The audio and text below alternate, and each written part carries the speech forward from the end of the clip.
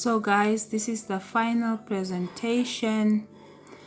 Our meal is served with millet porridge oshifima, and there is the spinach looking also glossy.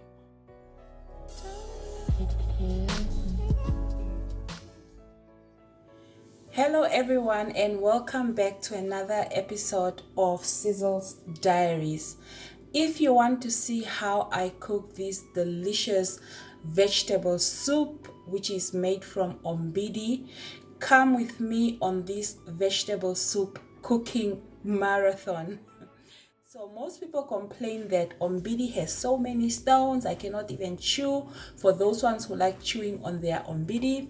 So I'm here to demonstrate to you guys the easiest, hassle-free, speedy way of cooking very smooth, delicious Ombidi.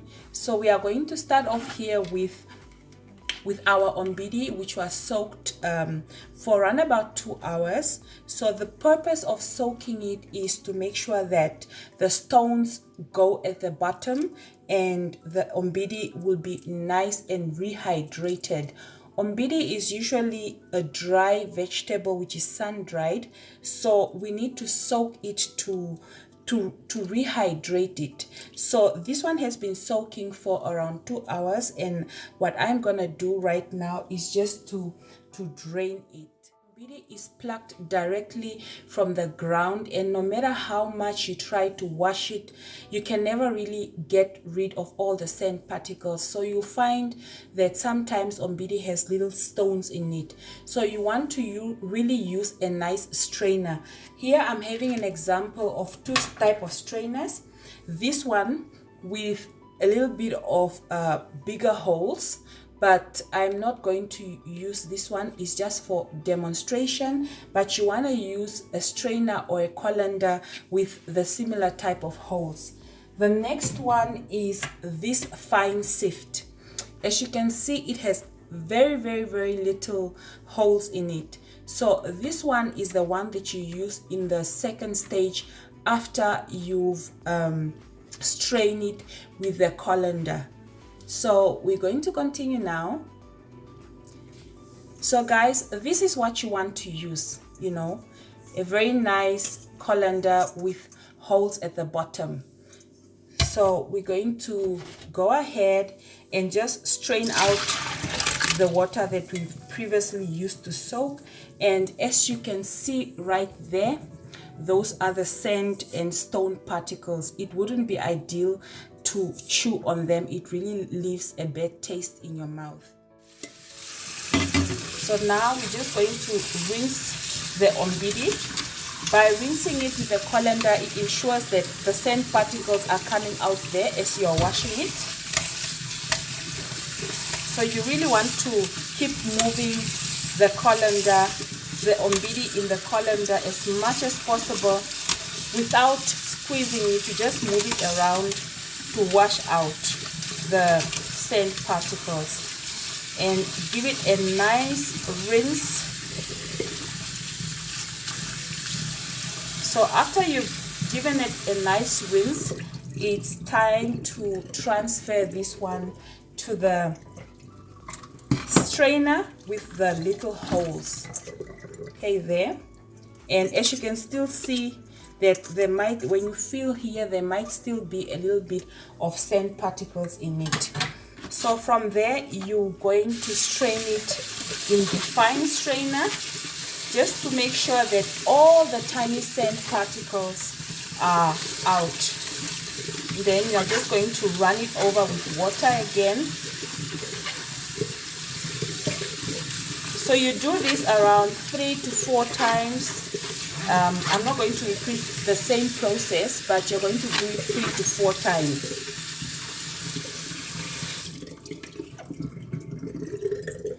So once you're done with this one, it's time to cook Ombidi. Now most people complain that, oh, my Ombidi doesn't cook enough, and you know, it's still a bit hard because it was dehydrated for some time. I'm going to show you guys a very simple trick to get a very nice, well cooked, smooth ombidi. So it's time to cook the ombidi, and the trick is to use a pressure cooker. Now I don't have the electric one, but if you are having that one, it's fine. I have this trusted pot of mine. If you want to cook your mtete or your ombidi or even mopani worms very nice and well done, you have to use at least a pressure cooker. At least that's what I know, and that's what I use. It's just a simple trick that you can use in the kitchen, and it helps to not burn your electricity for a prolonged period, because a pressure cooker will just probably have to cook this for 10, 20, 30 minutes. Some people prefer to cook their ombidi outside on an open fire, just because the open fire will also definitely yield the same result as the pressure cooker, because the fire conducts electricity much more faster. And yeah, I know I'm not a science person, but yeah, bear with me. So you put ombidi in the pot. So guys, don't mind the pot. This is a very old pot of mine, and you want to make sure that whenever you are using a pressure pot, you want to make sure that whenever you are using a pressure pot, you do not fill it up with a lot of water, otherwise it will find a way of boiling over. So what I do is I have to put in here at least what is the measurement here? I'll have to put in here 2 cups of these measured jars filled with water.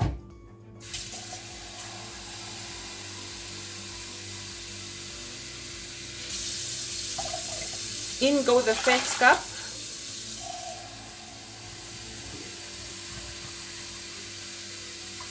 and then in go the second cup, just at least until the ombidi has been covered, as you can see.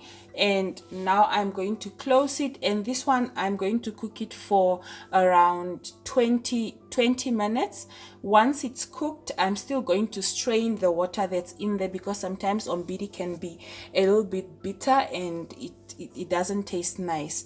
And once I've strained it, I'm going to continue showing you the process of how I cook that, how I bring that flavor, how I bring that deliciousness to ombidi.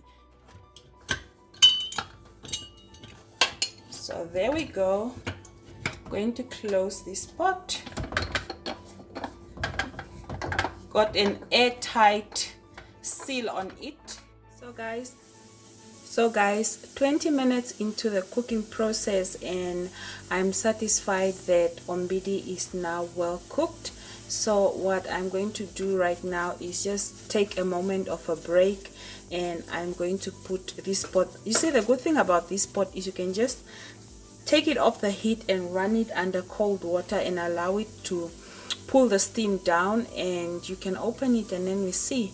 So I'm going to do that off camera, and I'll be back so we can see the results. So guys, this is ombidi, and not sure if you can quite see, but wow, look at that gloss on it. So I'm going to drain it, and after draining it, I'm going to transfer it to another pot. Just make sure that you strain it well so that it has little water in it. By the time you have to transfer it to another pot where you have your tomatoes and all those things, it doesn't seep, the water does not seep into the sauce too much and make it a little bit soggy. Yeah, so I'll be back. So guys, this is another precious pot of mine. It's a very large pot. It's a large pot, and this is usually my family pot, but I like it because it cooks vegetables very nice. I've recently put out a video where we went to the cattle outpost and we made butter. So I came back with this butter. So this is the butter we usually use in our diet. It has a distinct flavor to it, and we use it mostly in our diet. Omadi engombe or omade odongombe. So once the butter has melted, I'm going to start adding the rest of the ingredients. I want to keep my Ombidi very simple and authentic. I do not like adding too many things to it, so I'm just going to whip up a small tomato sauce, add salt. What you want to flavor is your sauce, and because Ombidi will still continue cooking with the sauce, it will still develop that flavor. Remember, Ombidi is very dry and blunt. There is no flavor to it, so this is the right time to start developing flavor in it. So I'm just moving around the slab of butter so it can melt. So this butter, guys, is also our traditional cooking oil, and as I've mentioned in the previous video, you can check up the screen. I'll put a card in there. As I've mentioned in the previous video, we use this butter for so many other cosmetic applications, for food, for so many other things. Yeah, so we also use it for cooking. The butter has now melted, and with Ombidi you have to use very nice ripe red tomatoes. At least that's what I like using, because it just brings that cream to the Ombidi. And then I add my tomatoes to the pot, and then I just mix it up a little bit. Now it is at this point that you would want to add your salt, and just make sure that you do not, because I don't like salty food, guys. So here I like adding my salt gradually, so I'll add half a tablespoon and then I'll taste it later. So now I want to saute the tomatoes. I'll just put on the lid and allow it to cook on medium to high heat, maybe for about 5 to 6 minutes. We'll be back. So the sauce is nicely cooked. I don't like cooking the tomatoes all the way through. You can see the color in there is just nice and red and popping, and it thickened up a bit. So that's why I like using ripe tomatoes, because it just helps in thickening the sauce. And you know, some people like adding onion to Ombidi, but traditionally we do not add onion because we didn't have that option, you know, in the olden days. So what our ancestors used to use is this. It's a traditional spice called elumelinika. It's called they substitute it with calling it traditional garlic. So you just want to sprinkle that elumelinika over, and then you continue cooking. It gives off a very, very nice smell. So it is at this point that you bring out your Ombidi, and as you can see, it has been well drained. Then you put in there.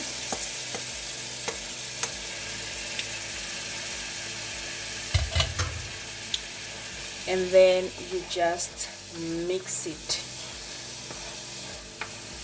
So I haven't mentioned in the beginning that this is actually a cup full of Ombidi, and the thing about Ombidi is, if you do not measure it properly, once you start rehydrating it, it will it will increase in size. So a cup is enough to serve a family of 4. So this is enough to serve a family of 4. And it is now at this point that I give it a taste. Okay, so I need to add a little bit of salt, because I need to add a little bit of salt, and I'm going to add another tablespoon, and then I'll mix as I go. I will mix.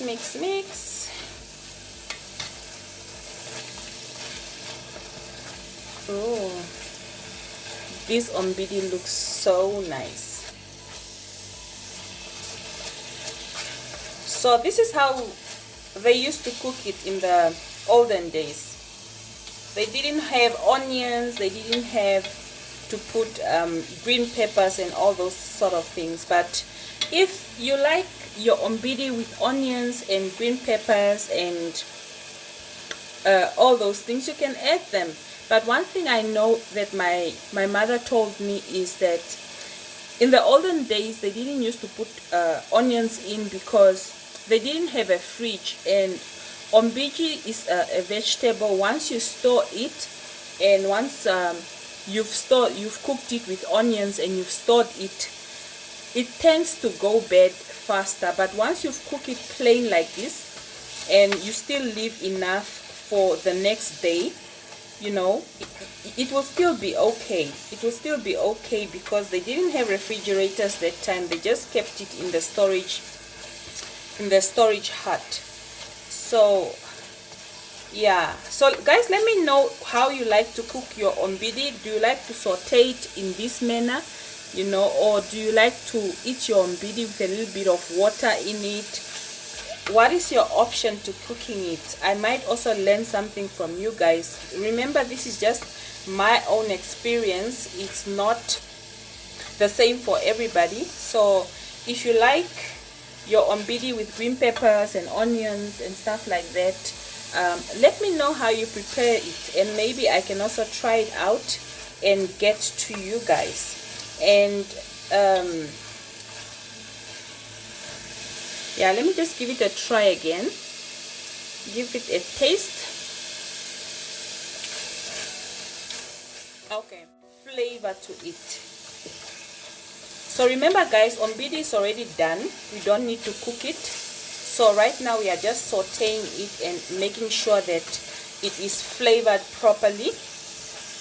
And you just mix until that slab of butter has been combined well into the dish.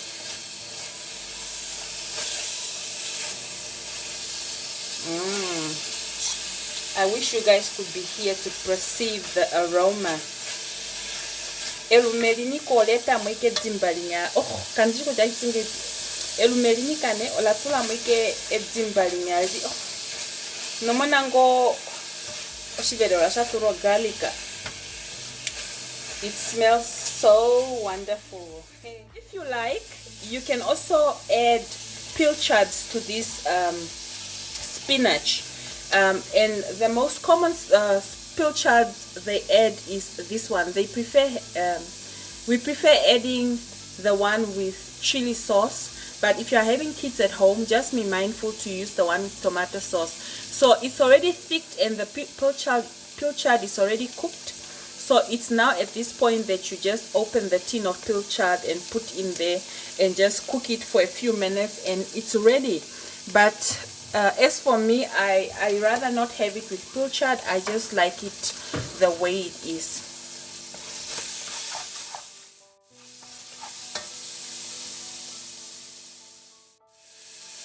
So guys, now I'm done with my sauteing.